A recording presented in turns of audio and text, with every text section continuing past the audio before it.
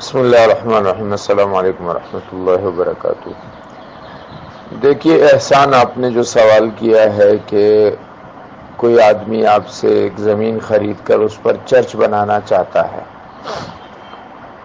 تو دیکھیے ایک ہوتا ہے اسلامی ملک، اسلامی سرزمین جہاں پر سب مسلمان ہیں اور جو دیگر لوگ ہیں غیر مسلم وہ تھوڑے ہیں، ان کو اپنی عبادت کی ایک مخصوص جگہ بنانے کی ضرورت ہوتی ہے، تو اس کے لیے ان کو حکومت سے اجازت لینی پڑتی ہے اور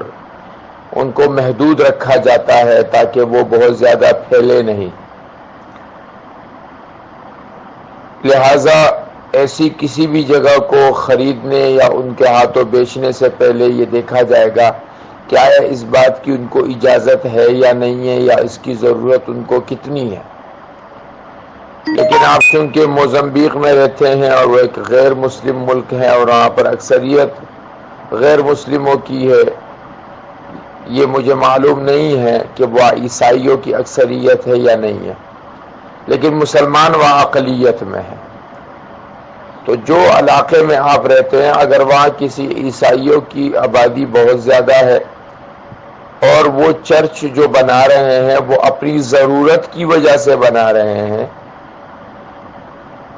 نہ کہ مسلمانوں کی مخالفت اور ان کی مقابلے کی وجہ سے، تو اب تو یہ زمین ہے، یہ آپ ان کو بیچ سکتے ہیں، اس میں تو کوئی حرج نہیں ہے۔ لیکن اگر وہاں پر مسلمانوں کی آبادی اکثریت کی ہے اور وہاں پر یہ عیسائی اپنا ایک گھر بنانا چاہتے ہیں اور پھر وہاں سے وہ مسلمانوں پر ایک محنت کریں گے، ان کے دین کو برباد کرنے کی کوشش کریں گے، جیسے کہ عموماً افریقہ میں ایسا ہی ہوتا ہے، اور پھر وہ زمین کی قیمتیں بہت بڑھا کے بھی دیتے ہیں،